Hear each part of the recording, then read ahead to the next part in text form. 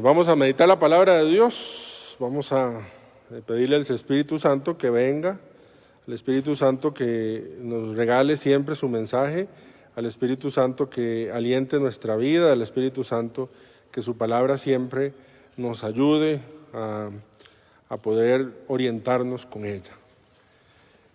Muy bien, el fracaso es parte de la vida. Yo creo que todos sabemos y entendemos que el fracaso es parte de la vida. Uno aprende a caminar fracasando, ¿verdad? Nos ponemos de pie, caemos y la persona en que, imagínense si alguno en la primera vez, en la primera ocasión que intentamos caminar, decimos no, ya no queremos intentarlo más, pues ninguno de nosotros caminaría porque el fracaso es parte de la vida.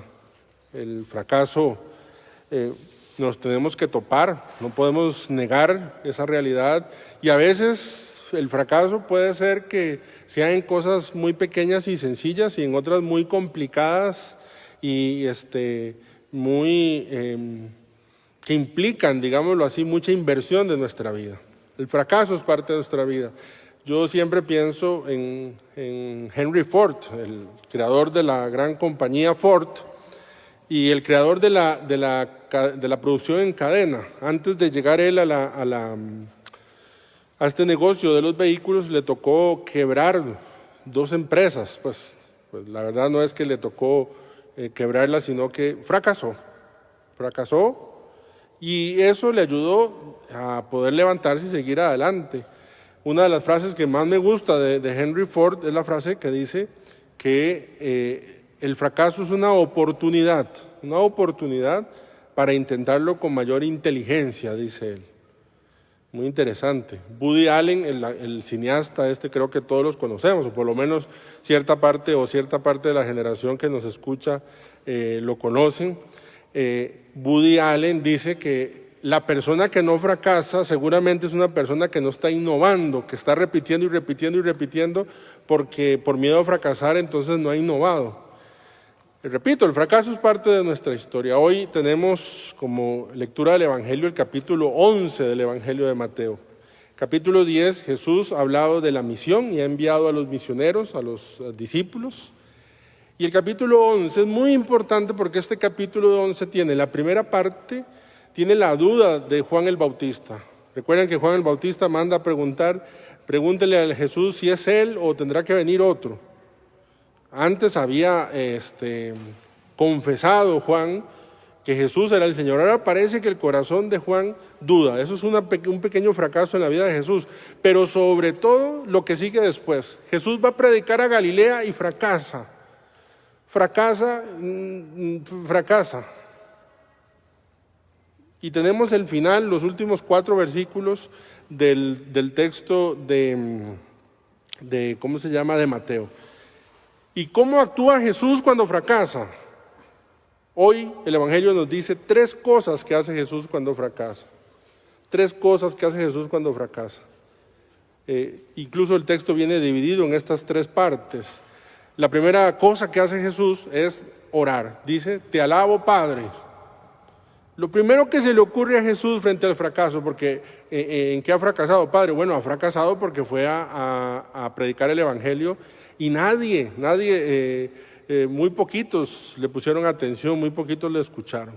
Entonces lo primero es orar. Interesante, yo veo cuál es mi reacción, cuál es tu reacción frente al fracaso. Frente al fracaso despotricás. Yo leo a veces en Facebook, veo las cosas, yo pienso que hay gente que frente al fracaso lo primero es contarlo en las redes sociales y no contárselo a su Dios. El fracaso no es sencillo. Incluso hay muchos tipos de fracaso, diferentes tipos de fracaso, y todos son importantes porque de pronto cuando un niño, un muchacho, no sé, está en la parte del noviazgo y entonces fracasa su relación y llega llorando, entonces el papá que lo han despedido dice, pues eso no es nada. Claro, es que usted, señor, como ya tiene tantos años, eso no le parece nada, pero cuando uno tiene esta edad, eso es el mundo de uno. Y ese mundo tiene que uno que resolverlo. ¿Qué hace uno entonces? ¿Qué hace el padre? Orar. Orar, llega donde el padre y le dice, Padre, te doy gracias. Se pone en relación con él, te doy gracias porque has estado conmigo, te doy gracias porque me has sostenido, te doy gracias porque no me abandonas, te doy gracias. Qué interesante, te doy gracias. Es lo primero. Usted cuando ha fracasado en algo, cuando ha fracasado laboralmente, económicamente, amorosamente, espiritualmente, ¿qué hace? Jesús nos da una clave hoy y dice, se pone en relación, en diálogo. La oración es como el ancla. Los primeros cristianos, ustedes saben que, dibujaban, representaban a Jesús de dos formas. La primera, el buen pastor, y la segunda con un ancla. Ustedes saben que el ancla le permite al bote, al barco, que aunque las olas lo muevan, no se vaya a perder porque está anclado. Entonces la oración frente al fracaso me ancla, porque cuando uno fracasa es un maremoto, un tsunami que viene, y ese tsunami a uno lo puede ir a dejar a cualquier parte del mundo. Lo puede dejar en cualquier parte del mundo, exactamente. Ese fracaso lo puede llevar a un alcoholismo del cual le habías dejado, te puede llevar a beber agua de caño, como me gusta repetir muchas veces. La oración te ancla, y no te digo que es que brote el deseo, claro, la relación con Dios, con Jesús y con su Padre, pero a nosotros nos cuesta un poco más, o por lo menos a mí, nos cuesta un poco más. Entonces, la oración es lo primero que Jesús hace, se pone a hablar con su Padre. Entonces, usted está experimentando un fracaso, pues yo le invito a que el primer paso que Jesús hace es orar. Segunda cosa, dice, te doy gracias porque has escondido estas cosas a los pequeños, se los has escondido a los sabios y entendidos y se los has revelado a los pequeños. Qué interesante. Lo segundo que hace Jesús frente al fracaso es ver la perspectiva de lo bueno que ha sucedido allí. ¿Qué es lo malo? Está claro que es lo malo. Lo malo fue que los fariseos no le pusieron cuidado. Lo malo es que los fariseos no aceptaron el evangelio. Lo malo es que se burlaron de él. Lo malo es que predicaron, se aferraban a las antiguas leyes, etc. Y Jesús en medio de todo dice, te doy gracias porque a pesar de que aquí hemos fracasado, hay gente sencilla y pequeña, humilde, que ha aceptado este mensaje. Les has revelado, Padre, este mensaje se los has revelado a la gente muy humilde, muy pequeña, muy sencilla. Es la segunda actitud. Yo pienso que la segunda cosa que nos enseña Jesús frente al fracaso es descubrir lo bueno que hay. Quizá, la primera instancia frente al fracaso uno dice, pero ¿qué hay de bueno, Padre, que a mí me despidan? ¿Qué hay de bueno que a mí mi matrimonio se acabe? ¿Qué hay de bueno que mi relación, qué hay de bueno que yo me enferme? ¿Qué hay de bueno? La oración me logra a mí poner unos anteojos en los ojos de la fe para ver que hay cosas buenas. Por ejemplo, ¿qué hay de bueno de una pandemia? ¿Qué hay de bueno en una pandemia que no tenemos cura hasta el momento, que nos está ahogando como familia, como personas? ¿Qué hay de bueno? Bueno, por eso la oración a nosotros nos dice, yo puedo hacer una pequeña lista de cosas buenas que han sucedido a raíz de la pandemia. Por ejemplo, cuando hay una traición, cuando alguien está sufriendo, yo he visto que gracias a eso la persona puede descubrir quiénes son los verdaderos amigos, por ejemplo. Pero Padre, ¿qué tiene de bueno? Que, bueno, esto es lo que estoy diciendo. Y no el optimismo, un optimismo ciego que dice que nada está pasando. No, claro que está pasando. Pero uno tiene que lograr ver las cosas buenas. Dice Romanos 8:28 que Dios sabe sacar, ¿verdad? Todo conviene para los que aman a Dios. No es que Dios está detrás de todo esto, sino que para quienes aman a Dios uno puede sacar. San Francisco de Asís, San Ignacio de Loyola no entregó su corazón hasta que no se enfermó, hasta que no le pegaron el balazo en la rodilla, por ejemplo. ¿Qué hay de bueno en eso? Bueno, la oración ha hecho que la mirada se vaya agudizando. Hay fracaso a nivel espiritual, por ejemplo, pues la invitación es que uno lo vuelva a intentar. He mencionado esta semana, porque me ha golpeado en el corazón y en la mente, la frase de San José María Escrivá de Balaguer: un santo es una persona que lo sigue intentando. Un santo es una persona que lo sigue intentando. Frente al fracaso que ha hecho, volverlo a intentar. Frente al fracaso lo vuelve a intentar, frente al fracaso se vuelve a levantar, frente al fracaso se levanta, frente al fracaso sigue hacia adelante. Entonces, la segunda cosa que hace Jesús frente al fracaso es levantarse y mirar con esta mirada de fe las cosas buenas que uno puede descubrir allí. Tercera cosa, Jesús dice: vengan a mí los que están cansados y agobiados. La tercera cosa que hace Jesús, o que nos invita Jesús en este caso, es a acercarnos a Él. Miren, cuando algo se friega, cuando algo se daña, de pronto uno piensa que hay que llevarlo a la fábrica. Si este es de tal marca, uno la lleva a la marca, a los distribuidores de esa marca, ¿verdad? Entonces, ¿qué es lo que hay que hacer? Cuando uno quedó hecho pedazos por lo que hayamos vivido o estamos viviendo, hay que ir a donde Jesús, porque Él sí sabe cómo colocar las piezas otra vez. Si uno se rearma solito, y sobre todo se rearma sin haberse sanado, queda hecho un adefesio, por decirlo de alguna manera. Solo Cristo puede, solo Él puede, de verdad, efectivamente, poner las piezas en el lugar correcto, armarnos otra vez. Por eso dice: vengan a mí los que están cansados y agobiados. Y es muy interesante, porque lo que Jesús ofrece no es un spa, ¿verdad? Jesús no dice: vengan y yo les voy a dar descanso solamente, porque uno lee esa primera parte de esa frase. Uno piensa que tal vez Jesús le va a hacer así unos masajitos en la espalda, o le va a agarrar los pies y se los va a masajear, qué rico.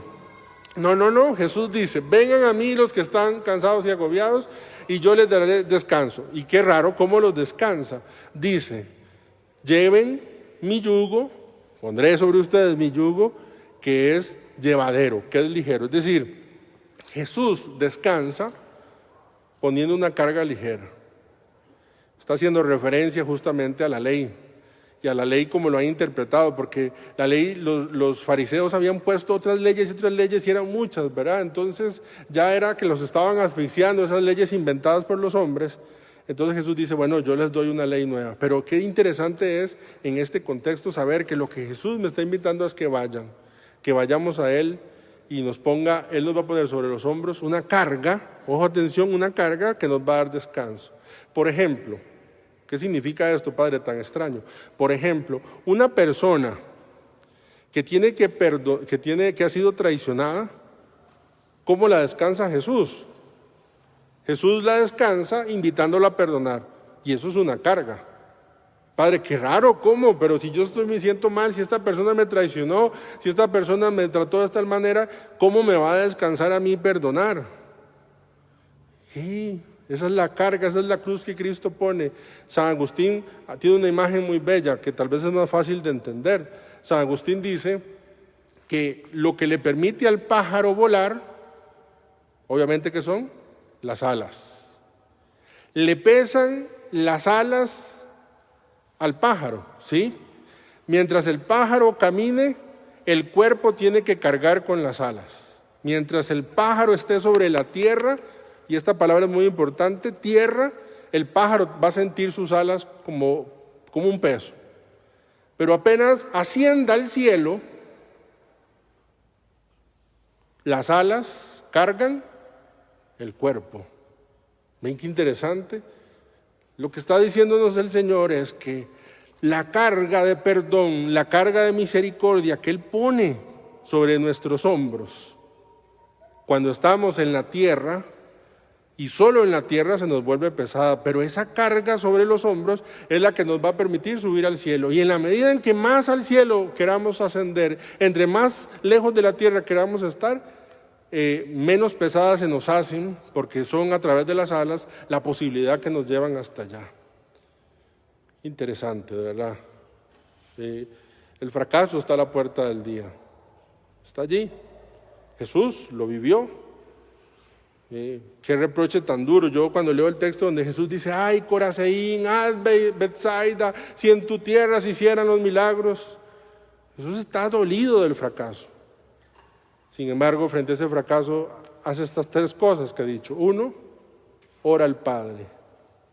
2, ve las cosas buenas que de esto se pueden sacar y que de esto están escondidas ahí atrás. Y 3, ¿qué hace? También entonces se acerca para que sea Jesús el que lo arme. Dar descanso al alma es que Jesús nos diga, bueno, Señor, ¿y frente a esto qué tengo que hacer? Entonces Jesús dice, bueno, ven, frente a esto, estás destruido por esto, yo te pongo este mandato, te pongo estas alas, que de pronto parecen un peso, pero eso te va a dar libertad y eso te va a permitir ascender a los cielos. Yo ofrezco esta Santa Eucaristía por quienes están cansados y agobiados. Hay muchos motivos del cansancio, muchos, algunos muy santos y otros muy paganos. A veces el cansancio en nuestra vida se vuelve la excusa para no intentar nada más. Y dice, estoy cansado de esta persona, estoy cansado de esta actitud, estoy cansado de este pecado. Mas el Señor hoy nos invita a que Él nos dé descanso, no como un spa, repito, sino que Él nos descansa con la cruz, Él nos descansa con su misericordia. Frente al fracaso, ¿qué vamos a hacer? Ojalá que nos anclemos en Cristo a través de la oración. Ojalá que podamos abrir los ojos y ver una mirada más allá de lo que se está derrumbando, de lo que está cayendo, de lo que no está saliendo bien. Y ojalá que podamos acercarnos con toda confianza al Padre, que es quien nos sabe armar, quien nos sabe unir. Muy bien, gloria al Padre, al Hijo y al Espíritu Santo. Vamos a...